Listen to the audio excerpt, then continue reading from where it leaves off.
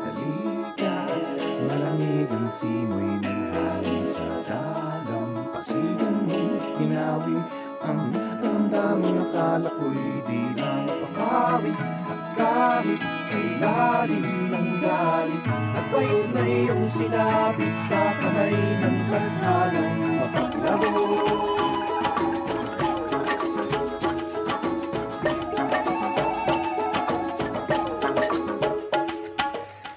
The Republic Act of 9163, or the National Service Training Program Act of 2001, was signed into law in 2001.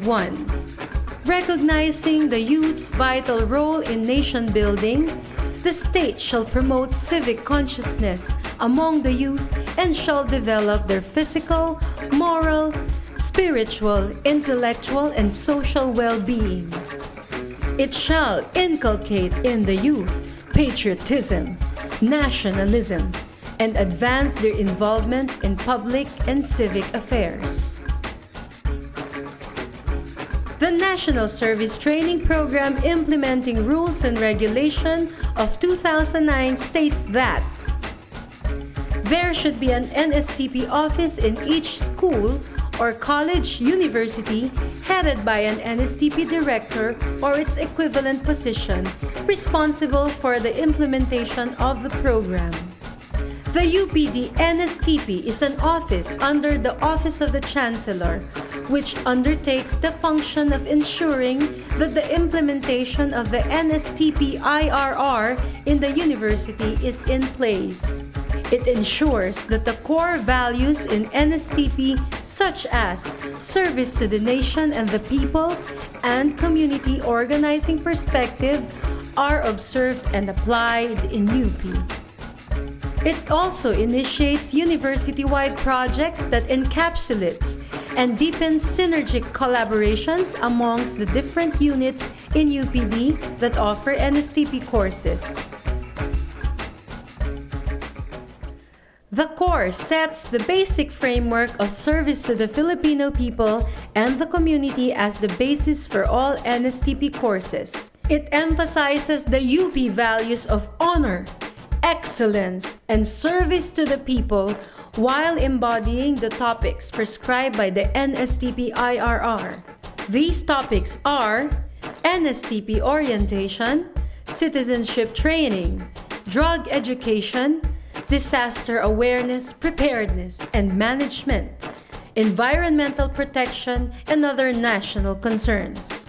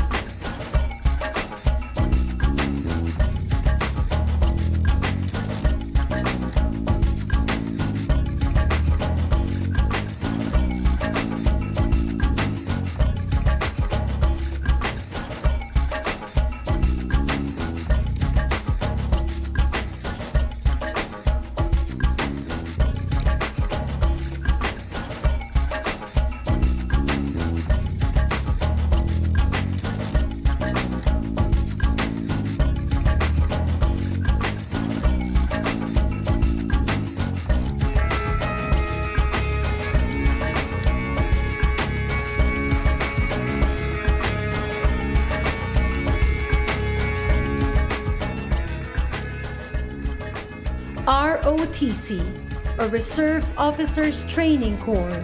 This is a program institutionalized under Sections 38 and 39 of Republic Act 7077, designed to provide military training to tertiary level students in order to motivate, train, organize, and mobilize them for national defense preparedness. UPROTC serves as a dual-serving organization. One, it serves as an academic unit under the university, and second, it serves as a training unit under the RSCOM, the Army Reserve Command, which is one of the service support units of the Philippine Army. So being a reservist entails a lot of responsibilities, but in UPROTC, it's a very fun journey actually. In ROTC, we offer MS1 and MS2. MS1 or Military Science 1 covers basic military subjects such as basic map reading, legal basis for ROTC, basic jungle and water survival, just to name a few. And in MS2 or Military Science 2, which we offer in the second semester, we offer more specialized subjects such as troop leading procedure, marches and bivouacs, escape and evasion, and more specialized drills and ceremonies. Also, in the second semester or during MS2, we focus more on the specialization because in UPROTC, we have 4 units, the Rayadillo unit, the Infantry unit, the Rescue unit, and the Service Support unit. Rayadillo Unit, founded in 1962 by then UP President Carlos P. Romulo, specializes in the conduct of drills and ceremonies and the silent drill demonstrations. In Rayadillo, you may be exempted in 2 semesters of PE. The Rayadillo Unit, as representative of the UPROTC, is tapped to conduct color detail, silent drill demonstrations, and other activities concerning drills and ceremonies. The Service Support Unit is made up of 3 subunits, namely the Military Police, the Medics, and the Headquarters Support Units. The Military Police supports the training and operations of the Corps by upholding its safety and security. The Medic Unit provides basic first aid functions, and the Headquarters Support Unit provides documentation and other support for the headquarters. The rescue unit is composed of cadets familiarized in disaster management and risk reduction, mainly focusing on rescue and relief operations during crisis situations. We do rappelling, and at the end of the semester, the cadets are given a basic first aid certification course. The cadets are also taught water rescue, and for the cadets who do not know how to swim, we ensure that they are taught at least basic swimming. The Infantry Company, also known as the UP Blackhawks, focuses on special combat tactics in addition to basic military training. We familiarize ourselves with different terrains, methods of entry, and various military equipment. Aside from the physical training, we offer marksmanship, ranger operations, and small unit tactics. In ROTC, we produce well-mannered young men and women who live by the shibboleths of duty, honor, and country. Aside from that, you're going to become part of an institution with a very established history. We're going to teach you discipline, initiative, and leadership while having fun. All students out there, I invite you to join the UP Rayadillo. Service Support Unit, Sawiyam. Go rescue!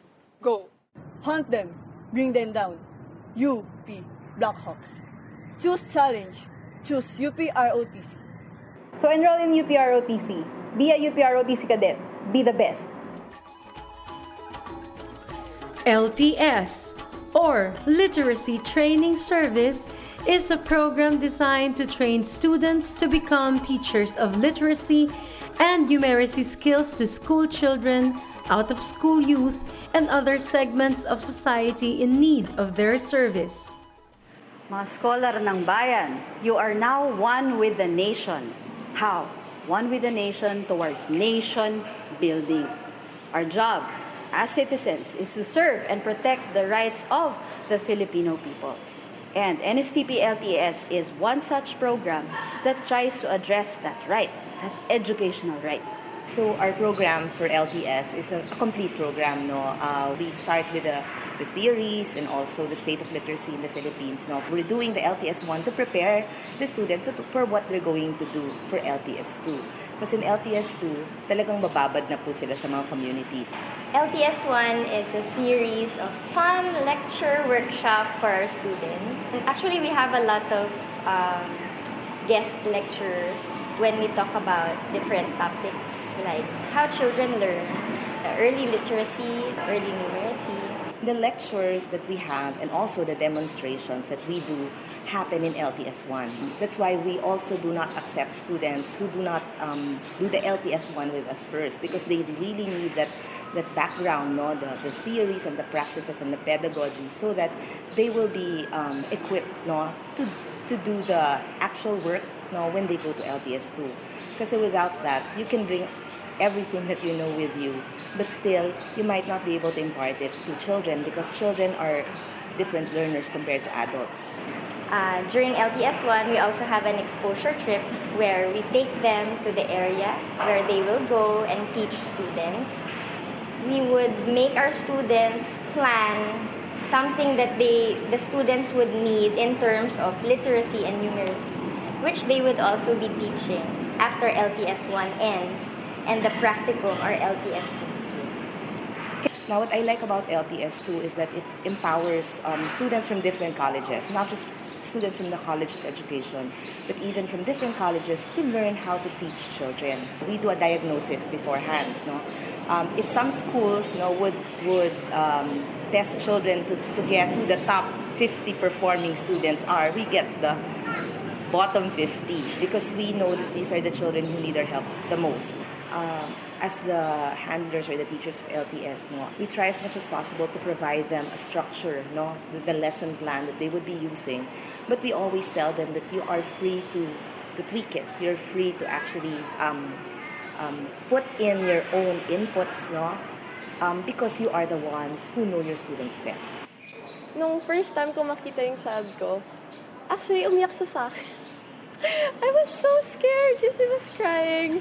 Tapos, I asked her why she was crying. She said na, kasi hindi ako marunong magbasa, ganyan. Baka pagbabasahin mo ko. Tapos, umiiyak siya. Sabi ko, don't cry. Oh my God, don't cry. I was about to cry when she was crying. I almost cried in front of Teacher Yvette. My student's name is Yesha Reyes. It's a sad thing that she doesn't really know her birthday. Nakita ko na, dun palang kulang na siya. So I think that's why when she cried in front of me, she was really crying because she was scared. She was scared of meeting other people. She was scared of making mistakes. And I think that's why we were there, to help them learn that having mistakes isn't a big deal. It's part of learning. It's part of being a student. In the LTS, as we went on, we became close to our child. There was one time wherein I was so late because of the traffic. Teacher Yvette called me and she was like, "Hello, Elise, are you gonna be in class?" Kasi Yesha's crying. She doesn't want any teacher but you. So, see yung parang impact namin sa kanila. I didn't really know that I was that much of a big deal for her. The LTS, they help us really gain more. They help us understand teachers. They help us understand students. They help us understand the learners. Being a teacher is really fun, but it's also a hard job. After that, I have a feeling I became close with my professors than before. This is a good way for students to really know how important education is. Sobrang na-appreciate ko talaga si Riesha kasi she also taught me how to appreciate what I have. It's a really good way for students to learn, especially in UP, because we are already in the prestigious school, and I don't think a lot of students here appreciate what they are given. Yeah, you're in school, you're studying, but are you actually learning? So that's what I ask myself every time now after the LTS experience. So I invite all of you students out there who haven't taken up any NSTP or see what's requirement to just please go to the College of Education and enroll into the LTS program. You won't regret it, I swear. By giving your time, by teaching these children how to read, how to count, how to do mathematical operations, and apply these skills in real life, you will be one with empowering the nation, but through literacy building. And therefore, we encourage you to join us in providing these children a better future through literacy learning. Sa pagbasa, may pag-asa. CWTS, or Civic Welfare Training Service. This program refers to activities contributory to the general welfare and the betterment of life for the members of the community, or the enhancement of its facilities, especially those devoted to improving health, education, environment, entrepreneurship, safety, recreation, and morals of the citizenry. Ang CWTS or Civic Welfare Training Service ay isa sa mga program components ng NSTP, National Service Training Program, na nagko-concentrate or nagre-revolve sa mga activities ng paglubog sa mga iba-ibang komunidad at iba't ibang sektor ng lipunan. Mula sa mga mangingisda, mga manggagawa, maralitang tagalungsod o urban poor, mga estudyante, hanggang sa mga magsasaka sa kanayunan. Ito ang mga naaabot ng mga paglubog ng mga estudyante ng CWTS. Ang mga iba't ibang mga activities ng CWTS ay nagre-range din, no, sa iba't ibang mga larangan tulad ng science and technology, risk and disaster preparedness and management, hanggang sa mga arts and culture curriculums. Nag-hold ng mga workshops, ng mga discussions, minsan sumasama sa mga campaigns at mga propaganda actions ng komunidad na kanilang nilubugan ang mga estudyante, fundraising at iba't iba pang mga activities na ginagawa ng mga estudyante sa komunidad. Sa iba't ibang mga kolehiyo ng Universidad ng Pilipinas, may iba't iba ding mga panlasa of labor ang bawat CWTS program. Naaayon ito sa curriculum ng kanilang mga kolehiyo. Bali nung kolehiyo or nung college, ako ay nag-enroll sa CWTS under sa Art Studies. Tapos kasi yung CWATS namin, program siya para talagang mag-integrate kami sa communities, iba-ibang communities pa yon, from Cordillera Day, annual yon sa mga indigenous people sa Cordillera. Tapos doon talaga nakikita mo silang nag-gather together para pag-usapan yung issues sa kanilang society. Natutunan namin yung halaga ng kultura ng Cordillera at yung kung paano ginagamit yung kultura na yun para banggain yung mapangaping sistema. Kunyari, yung mga issue ng mining, yung issue ng militarization. Talaga nakikita mo yung mga kwento na hindi mo naman nakikita elsewhere, kahit sa media or kahit even sa classroom. Sumabay pa kami sa first rally ko, May 1 rally, kasabay mo sa lakad sa marcha yung mga manggagawa, women, marami, even mga kabataan. Kasi mag-wonder ka bakit sa iba't iba yung mga issue nyo. Pero pag nakita mo lahat ng taong yun sa isang malawak na marcha, makikita mo talaga na dugtong-dugtong yung mga issue. Tapos from there, gumawa kami ng mga output, mga artworks, mga kanta na related dun sa pakikilubog namin. Ang critical value na natutunan namin, matuto ka from the masses, tapos ibalik mo siya sa masa.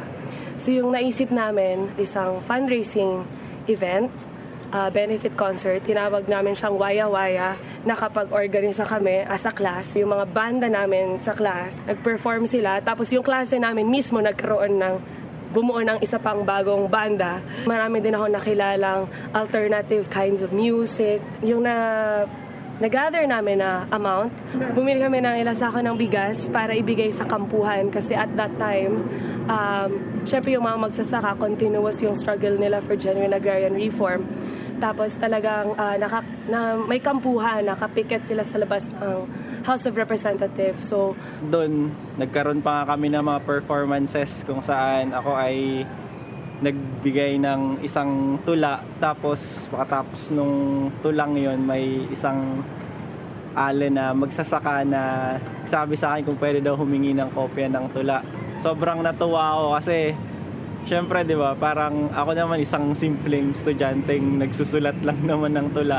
Pero yung makita mo na yung ginagawa mo ay na-appreciate ng masa, sobrang laking bagay sa akin nun. Kasi parang nakapagsilbi ka sa masa, di ba yun naman talaga dapat yung ibig sabihin ng pagiging scholar ng bayan. Simula nung gabing yun, parang mas lumalim pa sa akin yung sining para sa bayan, yung sining para sa masa. Nakikita mo pag nag-i-integrate ka na talaga sa community, makikita mo kung bakit ka nag-aaral at anong privilege yung pag-aaral mo. At bakit yung pag-aaral mo kailangan hindi lang siya para sa iyo at para sa career mo. Kasi kailangan bilang scholar ng bayan, ibabalik talaga natin dapat yon. Yung mga experiences kasama yung masa, parang naging inspiration ko na yon para sa pagpatuloy. Parang nakita ko na kung ano yung silbi ng aking art, ano yung silbi ng aking music, na hanggang ngayon ay dala-dala ko pa din. Dati puro lang art for art's sake. Ngayon parang imbis na pagandahan lang, parang mas may silbi para kanino. So, any chance you get, kahit hindi man lang sa CWAT, ganito yung klase ng edukasyon na nabibigay ng UP, so take advantage of it. Wala siyang katumbas. There's nothing that can replace the kind of learning that you get from direct interaction and integration with the communities who matter most in this country. So, if you want to make a change, this is where it begins. Mahabang kasaysayan ng Universidad ng Pilipinas na maglingkod sa sambayanan at walang ibang subject sa University of the Philippines na makakapaglinang ng ganitong paglilingkod sa sambayanan kung hindi ang Civic Welfare Training Service, ang NSTP. Kaya maglingkod sa bayan, mga mag-aaral, mga scholar ng bayan, paglingkuran ng mamamayan, paglingkuran ng sambayanan, sumali sa CWTS.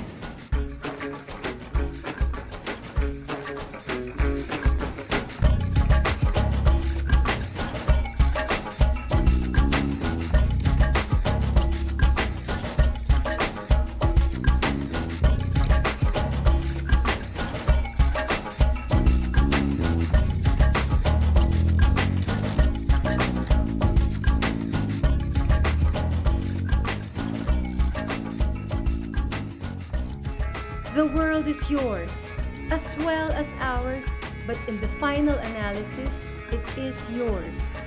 You, young people, full of vigor and vitality, are in the bloom of life like the sun at 8 or 9 in the morning. Our hope is placed on you. Malamig ang simoy ng hangin sa dalang pasigan mo, hinawi ang karamdamang akala ko'y di na mapapawi. At kahit kay lalim ng galit at pait ng iyong sinapit sa kamay ng tadhanang mapaglaro,